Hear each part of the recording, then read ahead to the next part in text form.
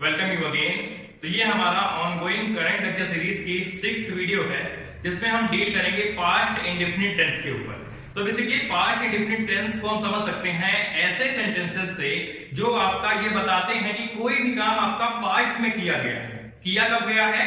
Past में, लेकिन हमको वो एग्जैक्ट इंफॉर्मेशन नहीं देते हैं कि वो काम पास्ट में कब किया गया है। जैसे वह आया, मैंने पुस्तक पढ़ी, अध्यापक गए। तो इस तरह के सेंटेंसेस में जो काम किया गया है वो ये पता चल रहा है कि पास्ट में किया गया है, लेकिन कब किया गया है ये चीजों का हमको नॉलेज नहीं मिलती है। तो आज हम इसी टेंस पे डील करेंगे। तो आइए देखते हैं इसका स्ट्रक्चर क्या होता है। तो बेसिकली जो पास्ट इंडेफिनिट टेंस का स्ट्रक्चर अफर्मेटिव मतलब जो भी आपके पॉजिटिव सेंटेंसेस होते हैं कि उसने ये किया, वह आया, वह गया, बारिश हुई, ये सब। इसका स्ट्रक्चर होगा सब्जेक्ट सबसे पहले फोरमोस्ट प्लस वर्ब की सेकंड फॉर्म, ध्यान रखिए वर्ब की second form plus object plus full stop. क्या देना है ध्यान? सब्जेक्ट एज यूजुअल, उसके बाद आपका वर्ब की सेकंड फॉर्म।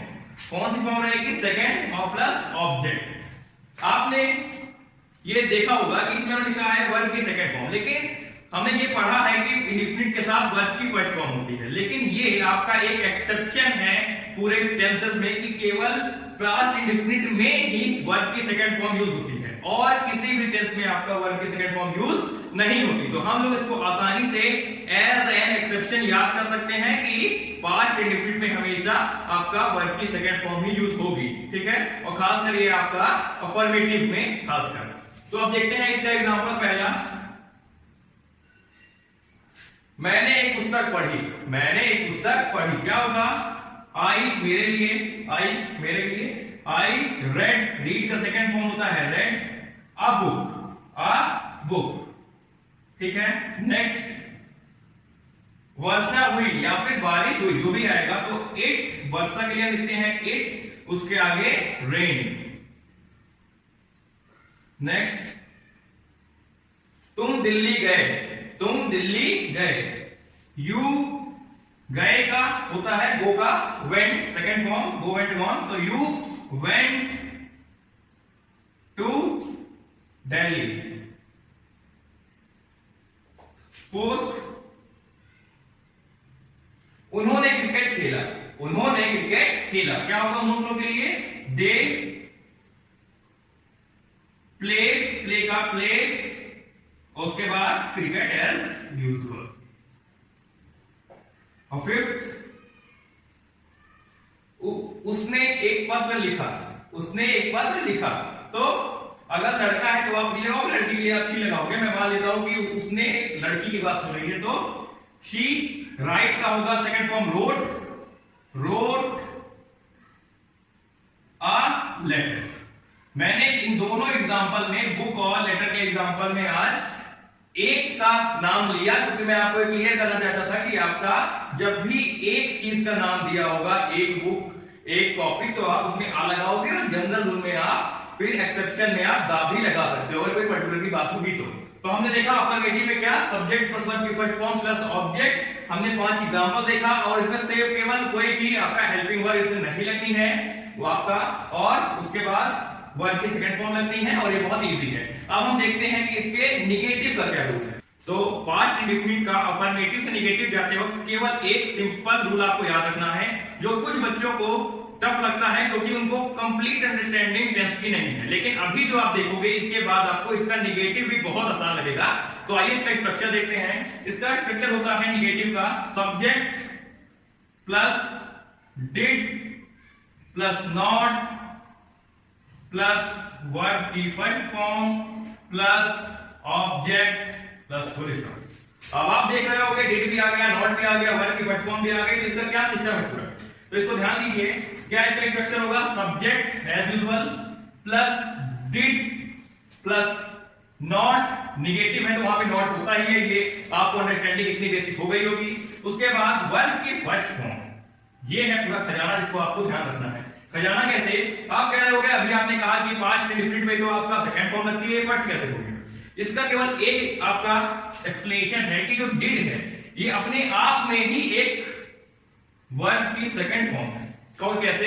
आपने पढ़ा होगा do did done, do did done. ये तो डू की सेकंड फॉर्म खुद ही यहाँ पे डिड लगी हुई है पहले, इसलिए हम दूसरी बार आगे वर्ब की फर्स्ट फॉर्म लगाते हैं। तो आपको पता चल गया क्यों हम यहाँ पे फर्स्ट फॉर्म लगाते हैं, क्योंकि डिड खुद में ही डू की सेकंड फॉर्म है। ठीक है, तो ये आपका प्लस ऑब्जेक्ट, तो ये आपका स्ट्रक्चर है।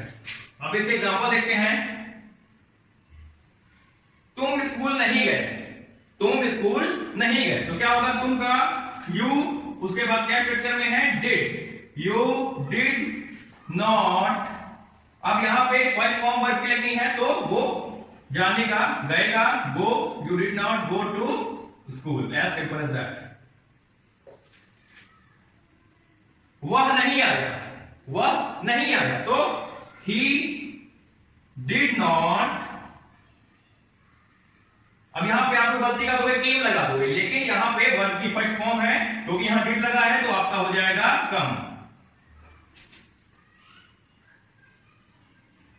टीचर ने, अध्यापक ने मुझे नहीं बुलाया, अध्यापक ने मुझे नहीं बुलाया, तो क्या होगा? अध्यापक का टीचर, उसके बाद स्ट्रक्चर देखिए, did not call, first form call मुझे का मी। नेक्स्ट वही हमारा बारिश वाला एग्जांपल, क्योंकि ये बारिश का जो एग्जांपल है ये बहुत ही टिपिकल है, उसका यूज कई जगह पे होता है, इसलिए मैं हर एक टाइप में आपका इसका एग्जांपल देने की कोशिश करता हूं। तो बारिश नहीं हुई या वर्षा नहीं हुई, तो it did not rain. Next आपका मैंने खाना नहीं खाया, मैंने खाना नहीं खाया, इसका क्या होगा? I did not eat food, या फिर ईट द फूड। आपको ये दा लगाना है, नहीं लगाना है, ए लगाना है। जब आप इसको आर्टिकल की वीडियो देखोगे, एक वीडियो हमारी प्लेलिस्ट में पड़ी है और एक वीडियो हम जल्दी ही आपको प्रोवाइड करेंगे और टेस्ट के आर्टिकल के ऊपर जो आपकी कॉम्प्रिहेंसिव वीडियो रहेगी, तो जब आप उसको देख लोगे तब आप ए, दा और कब क्या लगाना है इसको आपकी नॉलेज हो जाएगी। तो बेसिकली हमने निगेटिव में पढ़ा स्ट्रक्चर आपका subject plus be plus not plus verb की फर्स्ट फॉर्म प्लस ऑब्जेक्ट, और हमारी इंट्रोगेटिव में हम इसका स्ट्रक्चर देखते हैं। तो इंट्रोगेटिव का स्ट्रक्चर आपका डिड हेल्पिंग वर्ब जो है आपकी इसकी उससे शुरू होता है, प्लस सब्जेक्ट प्लस वर्ब की first form plus object plus question mark. क्या?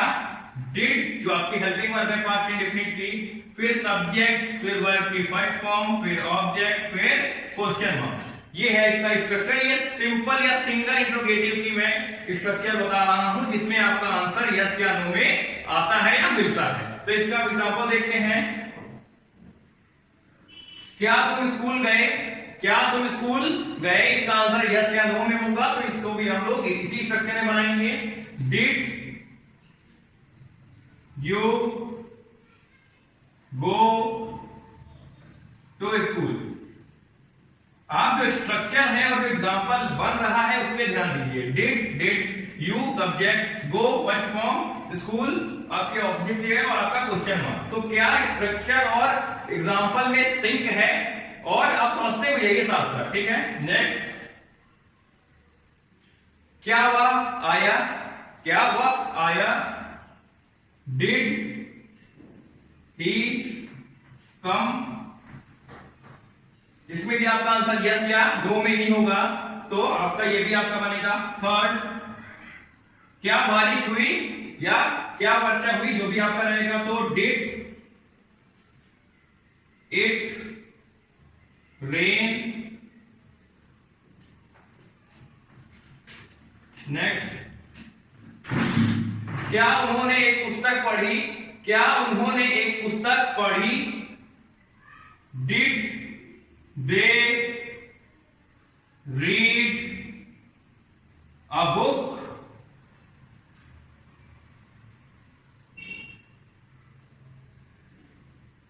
क्या मैंने खाना खाया? नेक्स्ट आपका, क्या मैंने खाना खाया? Did I eat the food?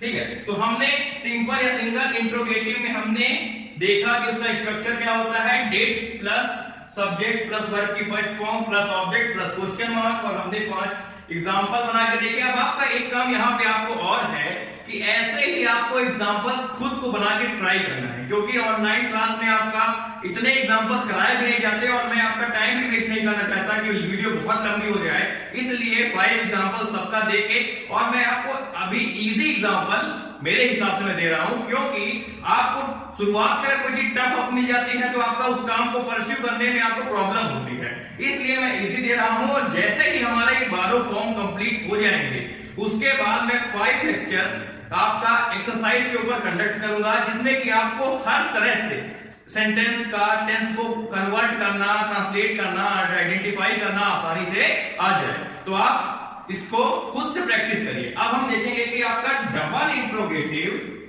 में आपका क्या इसका सीन होता है।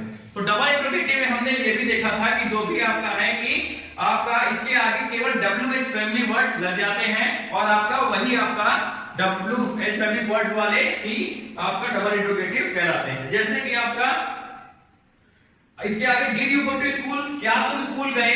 अब इसका अगर हो जाए कि तुम कब स्कूल गए, तुम कब स्कूल गए, तो इसका आगे हो जाएगा When did you go to school, क्या बन जाएगा When did you go to school। अब इसी तरह हो जाए तुम कैसे स्कूल गए, तो How did you go to school, तो सिंपल इसी तरह। अब इसलिए जाते वह कब आया, तो When did he come। तो बेसिकली आपका इसी के आगे आप ऐड कर दोगे WH फैमिली वर्ड्स, आपका when, what, why, how, etc. और आपका डबल इंट्रोगेटिव कंप्लीट हो जाएगा। और इसके में हमने पहले ही कहा है कि हम 2 वीडियो आपका WH फैमिली वर्ड्स के ऊपर आपका डेडिकेट करेंगे। तो thanks for watching, have a nice day and stay at home, be safe. Thank you.